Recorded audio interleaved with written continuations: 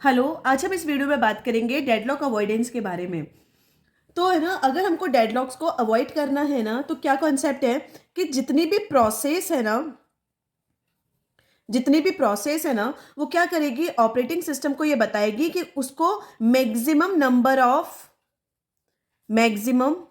Number of resources कितने चाहिए अपने एग्जीक्यूशन को कंप्लीट करने के लिए। या फिर हम ये भी बोल सकते हैं कि जो जितनी भी प्रोसेस है ना, वो क्या डिक्लेयर करेगी, जितने भी मैक्सिमम नंबर ऑफ रिसोर्सेस चाहिए ना, उसको वो ये डिक्लेयर कर देती है स्टार्टिंग में ही।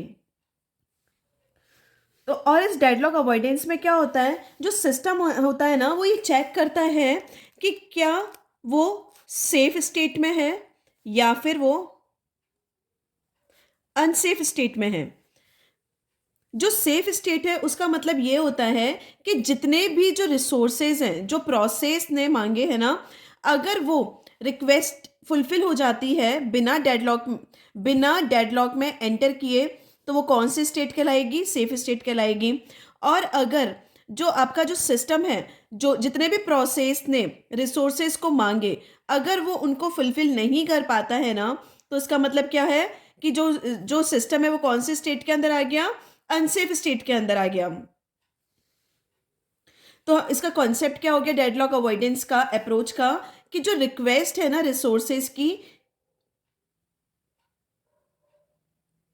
जितनी जो भी रिक्वेस्ट है ना रिसोर्सेज की, कब फुलफिल करेंगे, जब आपका जो सिस्टम है ना सेफ स्टेट के अंदर होगा। और डेडलॉक अवॉइडेंस के लिए हम एक एल्गोरिथम काम में लेते हैं, उस एल्गोरिथम का नाम है बैंकर्स एल्गोरिथम। अगर हम ये समझें कि डेडलॉक क्या है, एक टेबल है, और जो उसके टेबल के जो 4 लेग्स होते हैं ना, डेडलॉक की 4 कंडीशन है। और डेडलॉक की 4 कंडीशन कौन सी होती है, mutual exclusion, hold and wait, no preemption and circular wait. तो क्या है ये 4 लेग्स, क्या है डेडलॉक के 4 कंडीशन के जैसे वर्क कर रहे हैं। तो अगर डेडलॉक का अकर होना है ना, तो इसका मतलब क्या है, इन चारों कंडीशन को साइमल्टेनियसली अकर होना होगा। और अगर हम इस टेबल की चारों में से कोई भी अगर एक लेग को ब्रेक कर देंगे ना, तो क्या होगा, ये टेबल स्टैंड नहीं कर पाएगी, टेबल गिर जाएगी।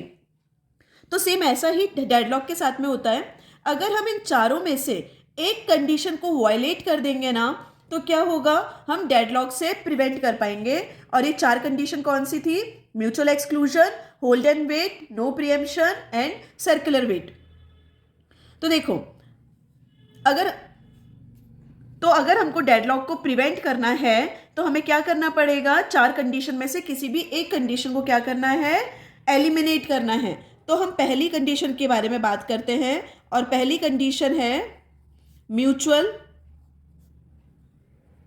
एक्सक्लूजन। तो हमको क्या करना है, डेडलॉक से प्रिवेंट करने के लिए म्यूचुअल एक्सक्लूजन को एलिमिनेट करना होगा। देखो, ये जो म्यूचुअल एक्सक्लूजन होता है ना, इसको है ना वॉयलेट नहीं कर सकते। क्यों वॉयलेट नहीं कर सकते, क्योंकि ये किस पे डिपेंड करता है, हार्डवेयर पे डिपेंड करता है कि ये उस हार्डवेयर पे डिपेंड करता है कि कितने जो प्रोसेस है ना उसे एक्सेस करे। जैसे कि अगर हम बात करें प्रिंटर की, तो प्रिंटर क्या है, नॉन शेयरेबल मोड में होता है। इसमें क्या होता है, एक प्रोसेस ना एक बार में प्रिंटर को यूज कर सकती है। तो अगर हमें इस म्यूचुअल एक्सक्लूजन कंडीशन को वायलेट करना है ना, तो रिसोर्स कैसे होने चाहिए, शेयरेबल मोड में होने चाहिए। तो हम ये समझ सकते हैं कि अगर हमको एलिमिनेट करना है म्यूचुअल एक्सक्लूजन को, तो जो एलिमिनेशन है किस पे डिपेंड करता है, हार्डवेयर पे डिपेंड करता है। और ये है ना, और हम ना फोर्स नहीं कर सकते किसी भी रिसोर्स को कि वो एक से ज्यादा प्रोसेस के थ्रू एक्सेस हो पाए। तो ये टोटली हार्डवेयर पे डिपेंड है। ये म्यूचुअल एक्सक्लूजन है ना, ये हर रिसोर्स पे एप्लीकेबल नहीं होता है। और क्या है कि हम फोर्स नहीं कर सकते रिसोर्सेज को कि वो एक से ज़्यादा प्रोसेस के थ्रू ना यूज़ किया जाए। तो जो म्यूचुअल एक्सक्लूजन का जो वायलेशन है ना, प्रैक्टिकली पॉसिबल नहीं हो पाता। तो अब हम बात करते हैं सेकंड कंडीशन की, सेकंड कंडीशन के एलिमिनेशन की। तो सेकंड कंडीशन कौन सी है, होल्ड एंड वेट।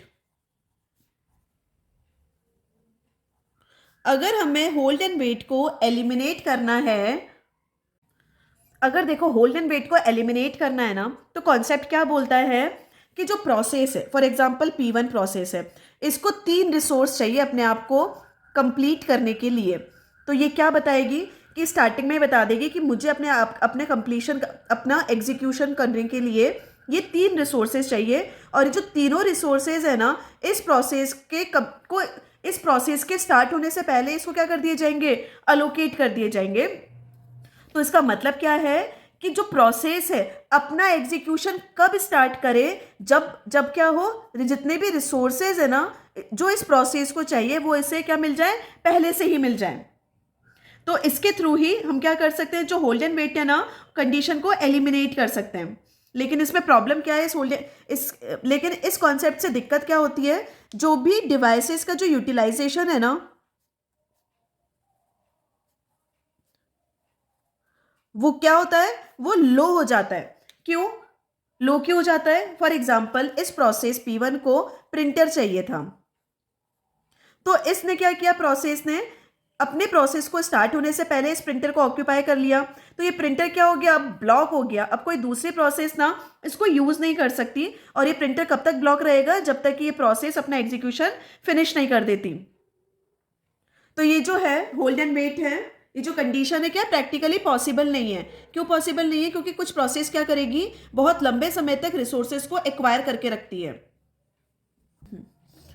अब जो थर्ड कंडीशन है वो आती है नो प्रियम्पशन की। तो देखो, अगर हमें नो प्रियम्पशन को एलिमिनेट करना है तो कॉन्सेप्ट क्या बोलता है कि जो P1 प्रोसेस है उसने क्या किया हुआ है, रिसोर्सेज R1 R2 इनको एक्वायर किया हुआ है। तो जैसे ही कोई दूसरी प्रोसेस आई P2, जिसकी या तो ये ना सिस्टम प्रोसेस हो या फिर ये क्या हो, हाई प्रायोरिटी की प्रोसेस हो, तो जैसे ही सिस्टम के अंदर हाई प्रायोरिटी की प्रोसेस आएगी तब क्या होगा, ये जो रिसोर्सेज P1 ने एक्वायर किए गए करे हैं ना, इनको प्रीएम्प्ट कर दो, उनको क्या करो, फोर्सफुली इन रिसोर्सेज को फ्री करवा दो। तो इस कॉन्सेप्ट को क्या बोलते हैं, फोर्सफुल प्रीएम्पशन बोलते हैं। जिसमें क्या होता है, जैसे ही कोई हाई प्रायोरिटी की प्रोसेस या फिर सिस्टम प्रोसेस आएगी ना, तो क्या होगा, जो प्रोसेस P1 ने या फिर पहली वाली प्रोसेस ने जितने भी रिसोर्सेस होल्ड किए हैं ना, उनको क्या कर देंगे, फोर्सफुल प्रीएम्प्ट कर देते हैं।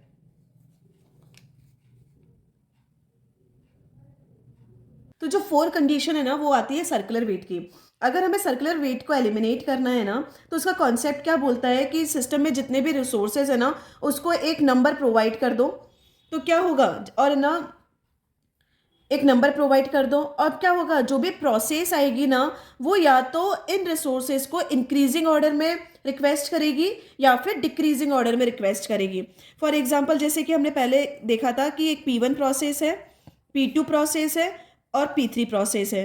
इस P1 प्रोसेस के पास में क्या है, R1 रिसोर्स है, ये R2 रिसोर्स किसके पास में है, P2 के पास में है, और R3 रिसोर्स किसके पास में है, P3 के पास में। तो जो P1 है रिक्वेस्ट किसके लिए कर रही है, इस R2 के लिए। जो P2 है किसके लिए रिक्वेस्ट कर रही है, इस R3 के लिए। लेकिन जो P3 प्रोसेस है किसके लिए रिक्वेस्ट कर रही है, इस R1 के लिए। तो यहाँ पे डिक्रीजिंग ऑर्डर फॉलो नहीं हो रहा, इसके कारण क्या हो रहा था, डेडलॉक आ रहा था। तो हम क्या करेंगे, ये जो प्रोसेस को जितने भी रिसोर्सेज चाहिए ना वो इंक्रीजिंग ऑर्डर में या फिर डिक्रीजिंग ऑर्डर में असाइन करेंगे। अगर इस प्रोसेस P1 ने अगर सबसे पहले R2 रिसोर्स को मांगा, तो उसके बाद में कौन से रिसोर्स के लिए रिक्वेस्ट करेगा, R3 रिसोर्स के लिए। ऐसा नहीं है कि अगर ये R1 रिसोर्स के लिए रिक्वेस्ट करेगी ना, तो यहाँ पे क्या होगा, इसको क्या करने पड़ेंगे, P1 प्रोसेस को ये जो जितने भी पहले वाले रिसोर्स है ना उनको फ्री करना पड़ेगा। उसके बाद में इसको R1 रिसोर्स मिलेगा, नहीं तो इसको ये R1 रिसोर्स नहीं मिलेगा। तो देखो, ये जो सर्कुलर वेट है ना, सिर्फ हम इसी को ही एलिमिनेट करके डेडलॉक से प्रिवेंट कर सकते हैं, और ये बाकी तीनों कंडीशन का प्रिवेंशन प्रैक्टिकली पॉसिबल नहीं होता है। कह सकते हैं कि अगर हमको ना सर्कुलर वेट को एलिमिनेट करना है ना, तो जो प्रोसेस है वो रिसोर्सेज को या तो इंक्रीजिंग ऑर्डर में या फिर डिक्रीजिंग ऑर्डर में ही रिक्वेस्ट करेगी। तो आज की वीडियो में हमने देखा डेडलॉक प्रिवेंशन के बारे में। मिलते हैं नेक्स्ट वीडियो के साथ में। Thank you.